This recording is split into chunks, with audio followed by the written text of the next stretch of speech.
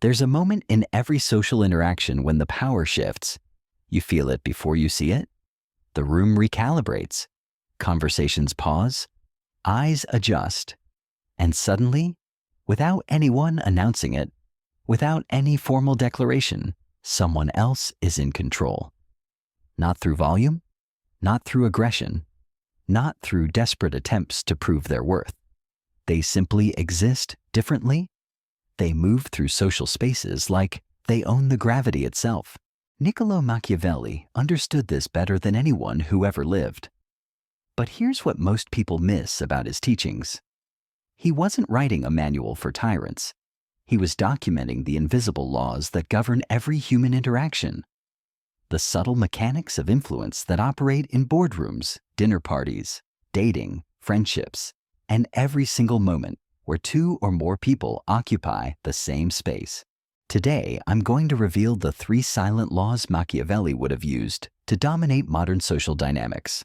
Not with force, not with manipulation, but with something far more powerful. Presence that commands without demanding. Influence that flows without forcing.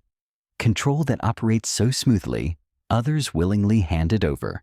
These aren't just theories. These are psychological principles that reshape how people respond to you the moment you walk into any room. And by the end of this series, you'll understand why some people naturally attract respect, loyalty, and influence, while others spend their entire lives begging for scraps of attention. But first, let me tell you why this matters more now than ever before. We live in the age of performance. Everyone's trying to be seen, heard, validated. Social media has turned existence into a desperate competition for likes, follows, and digital approval. People broadcast their every thought, emotion, and achievement, hoping someone will notice them. They explain themselves constantly. They defend their choices publicly. They seek permission through posts and stories. And in this chaos of noise, of people screaming for attention, the person who understands Machiavelli's silent laws doesn't compete. They don't perform. They don't explain. They simply appear. And when they do, the entire dynamic shifts, because while everyone else is playing for attention, they're playing for something infinitely more valuable. Authority. Here's what I discovered studying human behavior for over a decade. The people who hold real power in any social setting aren't the loudest ones. They're not the ones with the most credentials hanging on their walls. They're not even necessarily the most talented. They're the ones who understand the invisible currents that move beneath every conversation, every glance, every pause in dialogue. Machiavelli called this the art of appearing. Not being, but appearing. Because perception shapes reality faster than truth ever could, and the person who masters perception masters everything else that follows. So what are these 3 silent laws? How do they work? And more importantly, how do you implement them starting today to transform how people respond to you? The first law is the Law of Controlled Scarcity. The second is the Law of Strategic Ambiguity. The third is the Law of Emotional Immunity. Each one builds on the others. Each one operates beneath the surface of normal social awareness. And when combined, they create something that most people will never understand, but everyone will feel. Let's begin with the Law of Controlled Scarcity. This isn't about playing hard to get. This isn't about being antisocial or deliberately unavailable. This is about understanding something most people never realize. Your presence has value only when your absence is felt. Think about the people in your life who command the most respect, not the ones who demand it, but the ones who naturally receive it. I guarantee you, they're not always available. They don't respond to every message immediately. They don't show up to every event. They don't fill every silence with words. When they speak, people listen not because they're loud, but because they choose their moments. This is what Machiavelli meant when he wrote about the prince who appears rarely but powerfully. Scarcity creates value, but here's the key. It must be controlled. Random absence is just flakiness. Strategic absence is power. The average person makes themselves too available. They say yes to everything. They respond instantly. They show up everywhere. They're always ready to engage, to help, to participate. And in doing so, they dilute their own influence. They become background noise, expected, taken for granted. But the person who understands controlled scarcity operates differently. They choose where they appear. They select which conversations deserve their input. They decide which invitations merit their presence, not out of arrogance, but out of strategic awareness. When you're always available, people stop valuing your availability. When you're selectively available, every appearance becomes an event. People start wondering where you are when you're not there. They begin to adjust their plans around your presence. They save their best stories for when you show up. This creates what psychologists call intermittent reinforcement, the most powerful form of behavioral conditioning. People become more invested in something they can't predict or control than something that's always guaranteed. But here's where most people misunderstand this principle. They think it means being cold or distant. It doesn't. When you are present, you're fully present. When you engage completely. The scarcity isn't in your warmth or attention when you choose to give it. The scarcity is in when and where you choose to give it. This transforms your social value from common to premium, from expected to anticipated, from taken for granted to genuinely appreciated. The second component of controlled scarcity is conversational restraint. Most people talk too much. They fill every pause. They explain their thoughts in unnecessary detail. They repeat themselves to ensure they're understood. They seek validation through verbal volume. Machiavelli would have watched this behavior with fascination and horror, because every extra word diminishes the power of the essential ones. Every unnecessary explanation weakens your position. Every attempt to fill silence with noise broadcasts insecurity. The person who masters controlled scarcity speaks less, but says more. They let silence exist without rushing to fill it. They make statements rather than seeking approval through questions. They offer perspectives without needing to justify them. This doesn't mean being quiet for the sake of being mysterious. It means understanding that your words carry more weight when they're fewer in number, that your opinions matter more when you don't share all of them, that your thoughts become more valuable when people have to earn access to them. Watch how this plays out in your daily interactions. The person who dominates every conversation often leaves the least lasting impression. But the person who speaks thoughtfully, selectively, and with precision, their words echo long after they've left the room. People start quoting them, referencing their insights, wondering what they really think about topics they haven't addressed. The controlled scarcity of their input makes every word feel significant. This brings us to the third element of this first law: emotional availability. Most people make their emotions immediately accessible. They react visibly to everything. They show excitement, frustration, joy, anger, all in real time. They wear their internal state on their face for everyone to read and respond to. But emotions that are always visible lose their impact. When people can predict your emotional responses, they can manipulate them.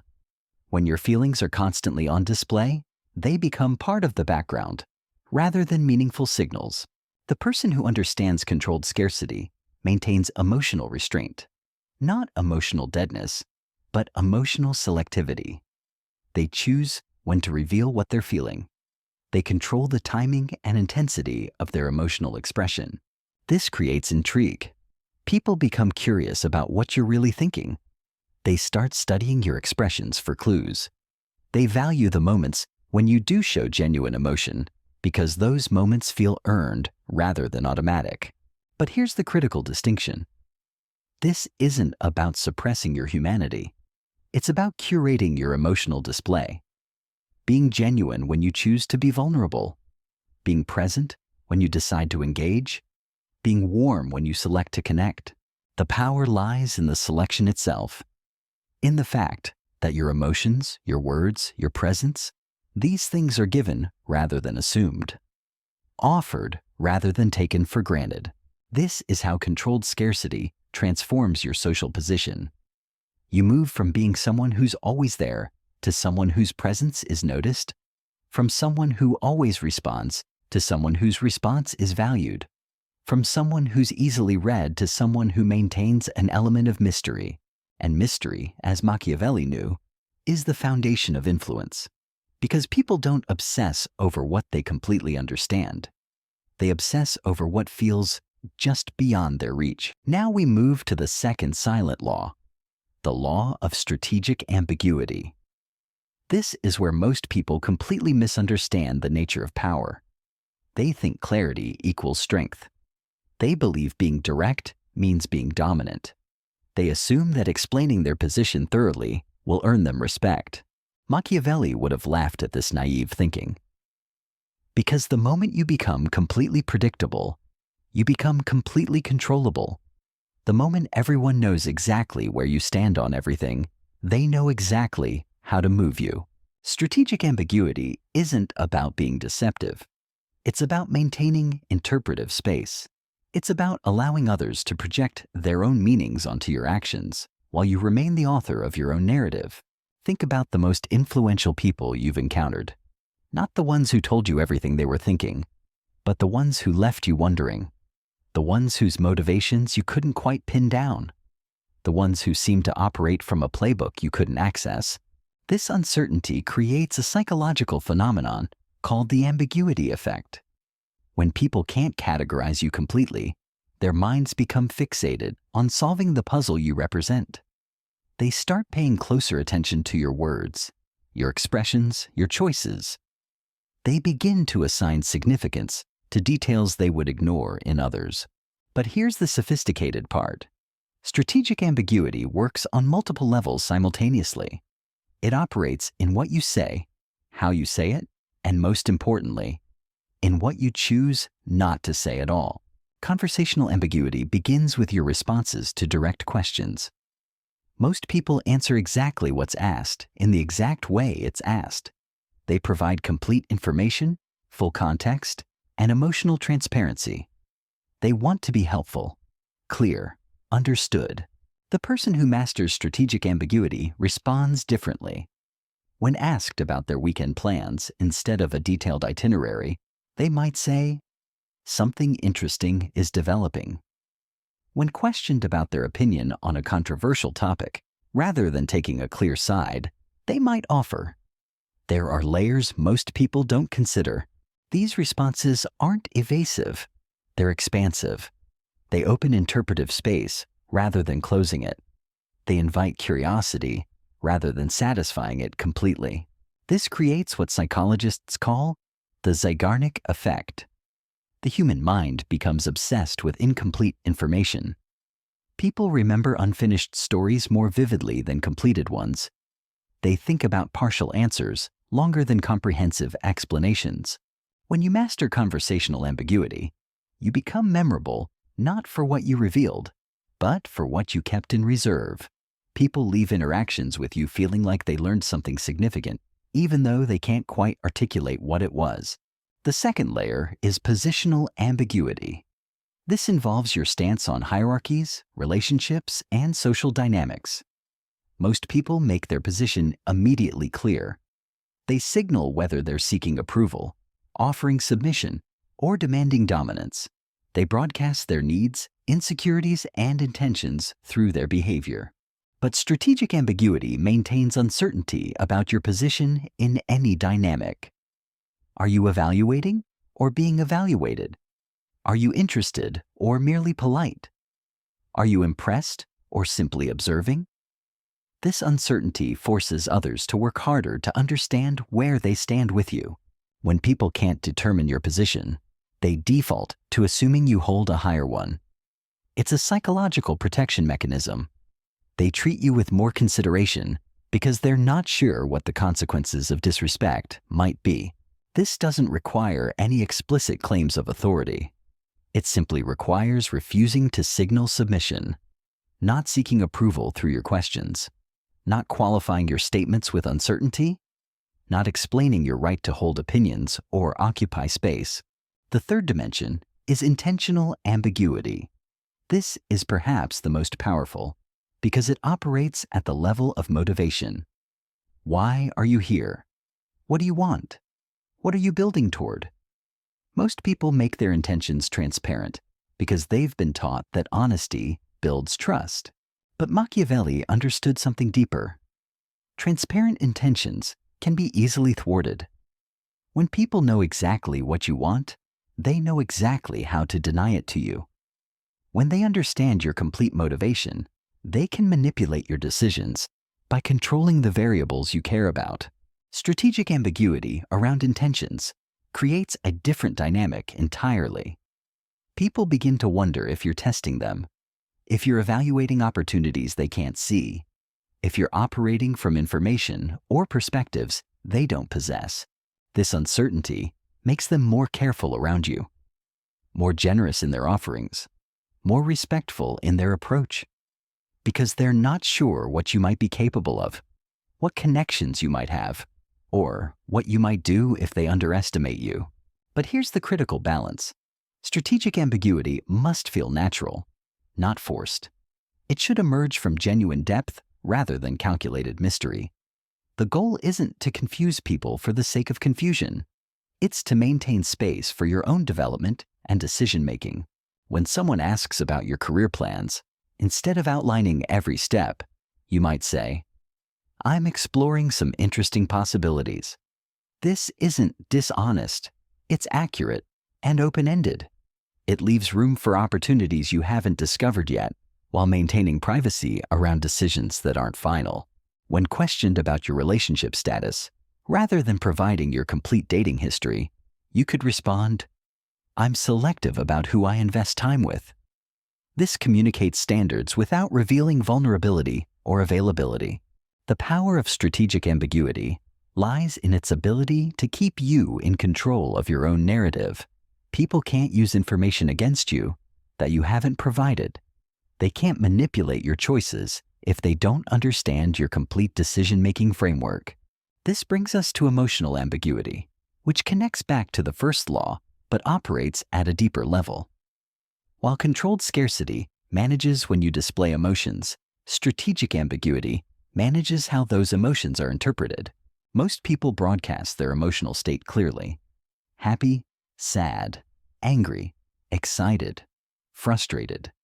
Their faces, voices, and body language provide immediate access to their internal experience. This makes them easy to read, predict, and influence. But emotional ambiguity maintains interpretive space around your feelings. A slight smile that could mean amusement or assessment, silence that could indicate thoughtfulness or judgment, calmness that might suggest confidence or calculation. This forces people to pay closer attention to you. They start studying your expressions for clues. They become more invested in understanding your reactions because those reactions aren't immediately accessible. And here's what happens next. When people work harder to understand you, they become more emotionally invested in you. The effort they put into interpretation creates psychological ownership. They begin to feel like they have a special relationship with you because they're putting energy into decoding you. This is how strategic ambiguity transforms casual interactions into meaningful connections. Not through oversharing or emotional availability, but through creating interpretive space that others feel compelled to fill with their attention and investment. The mastery of this second law requires understanding that power flows not from what people know about you, but from what they believe they might discover. Not from the information you provide, but from the possibilities you suggest. Not from the clarity you offer, but from the depth you hint at. When you combine controlled scarcity with strategic ambiguity, something remarkable happens. You become someone who appears selectively and speaks meaningfully, but whose complete thoughts and motivations remain partially veiled. This combination creates what Machiavelli would have recognized as the perfect social position. You're present enough to be felt, mysterious enough to be remembered, and ambiguous enough to be projected upon. People begin to assign you qualities and capabilities based on their own hopes and fears, rather than your explicit claims. This transformation leads us to the final and most crucial law, the law of emotional immunity. This is where ordinary social players separate from true masters of influence, because while the first two laws reshape how others perceive you, this third law determines whether you can maintain that position under pressure. Here's what most people don't realize about social dynamics. They're constantly being tested. Every interaction is a probe to discover your emotional breaking point. Can you be rattled? Can you be manipulated through guilt, anger, or excitement? Can your composure be shattered with the right trigger? Machiavelli observed that princes fell not because they lacked intelligence or resources, but because their emotions could be weaponized against them. Their anger made them predictable. Their fear made them controllable. Their need for approval made them vulnerable. The law of emotional immunity isn't about becoming cold or unfeeling. It's about developing what I call selective emotional responsiveness. You choose when, where, and how intensely you react to external stimuli. Your emotions become tools you wield rather than forces that wield you. Most people react immediately to social provocations. Someone insults them, they defend. Someone praises them, they soften. Someone challenges them, they escalate. This reactivity hands control of their emotional state to whoever decides to push their buttons. But emotional immunity operates differently. When faced with provocation, you pause. When offered flattery, you remain centered. When presented with challenges, you respond from choice rather than reflex. This creates an unsettling effect on others. They expect emotional reactions and receive calculated responses instead. They throw emotional bait and watch it sink without effect. They attempt to create drama and encounter only stillness. The power shift is immediate and profound. When people realize they cannot emotionally manipulate you, they begin treating you as an equal or superior by default. They stop testing your boundaries because those boundaries appear unshakable. Here's how this works in practice. Someone makes a cutting remark designed to provoke you. Instead of defending or counterattacking, you simply observe them with mild curiosity. Your silence forces them to sit with their own aggression while revealing their attempt at manipulation to everyone present. Or someone lavishes you with excessive praise, hoping to make you emotionally dependent on their approval. Rather than accepting the flattery eagerly, you acknowledge it briefly and redirect the conversation. You've communicated that while you appreciate recognition, you don't require it for your sense of self-worth. This emotional immunity extends to larger social pressures as well. Group dynamics often involve collective emotional states. Everyone gets excited about something. Everyone gets angry about something. Everyone agrees to dislike someone or something together. The person who maintains emotional immunity doesn't automatically join the collective emotional experience. They observe it. They might participate if they choose to, but their participation comes from decision rather than social contagion. This independence creates respect because it demonstrates strength. People recognize, consciously or unconsciously, that you can't be moved by the same forces that move them. You operate from a different level of psychological development. When you combine all three laws, something remarkable occurs. You become someone who appears selectively, speaks with depth, but maintains mystery, and remains unshakable regardless of social pressure or emotional manipulation. This isn't about becoming antisocial or manipulative yourself. It's about developing the psychological strength to engage with others from a position of choice rather than need. You interact because you want to, not because you have to prove something or gain something or defend something. People sense this difference immediately. They begin approaching you with more respect, more consideration, more genuine interest, because you've demonstrated through your behavior that you value yourself enough to be selective about how you spend your time, energy, and emotional resources. The beautiful paradox is this: by becoming less available, less predictable, and less reactive, you become more attractive, more influential, and more respected. By requiring less from others, you receive more. By needing less validation, you command more attention.